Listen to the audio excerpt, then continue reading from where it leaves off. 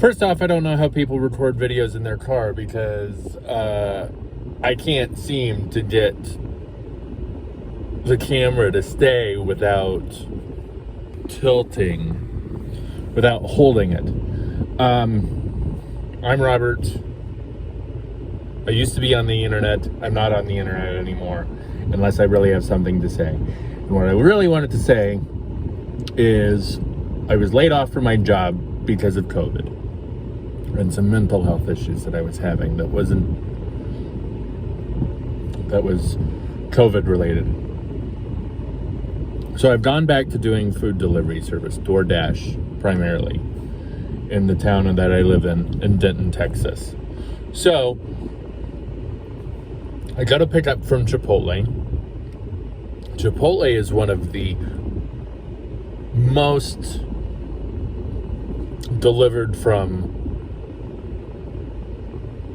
most ordered on DoorDash.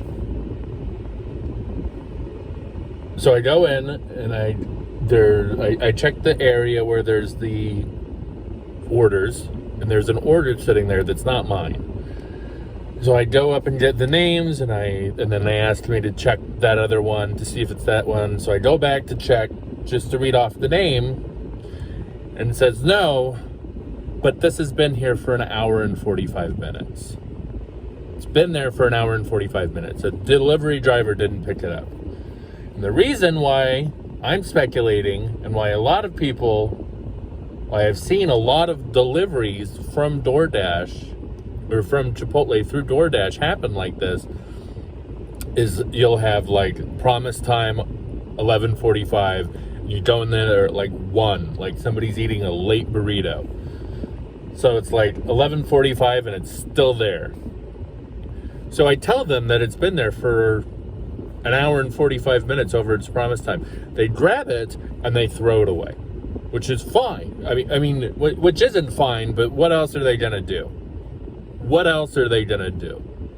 Are they going to donate it to, or are they going to find a homeless person to give it to? Are they going to eat it themselves? Well, they did a free meal.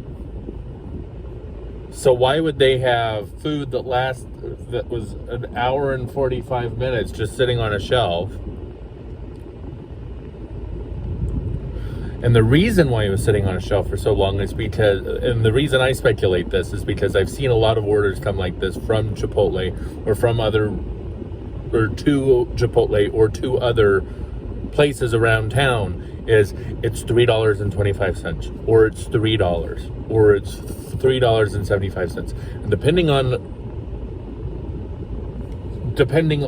the distance that you have to travel, that's a minimum order. That's an order that somebody wants you to go pick up in your car and waste your gas and waste your time because you're out of a job because of or you can't make money elsewhere, but they want you to go pick up their burrito that they're spending $16 on with all these taxes and fees and all this extra shit that you have to get with your burrito. You can't not get chips and queso. Chipotle now has chips and queso. So you have to get all of this stuff, but you don't want to tip the person who's delivering it to you. You do not want to tip the person who's putting themselves in harm's way, having to wear a face mask all the time, which you should be doing anyway, with a tip. They do not want a tip, even $1.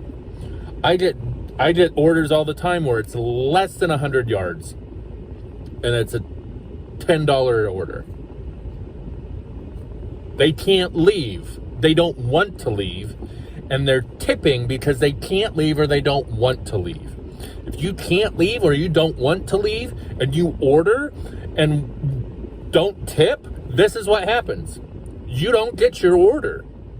People will not deliver your order. And then it goes thrown in the garbage. It gets thrown in the garbage, and now the homeless person can't eat it. It was perfectly good for a homeless. I would have eaten it if I hadn't already spent $11 at Wendy's on a goddamn salad. I would have eaten it. But no, it's in the garbage. Because corporate-wise, that's what you have to do. You can't give it to a homeless person and them get sick. And then you're liable. You can't give it to an employee and them get sick, and then you're liable because you didn't want to tip. You didn't want to tip, so now the food is being wasted. If you're going to order from a delivery service, you're going to tip, or you're not going to get your food delivered.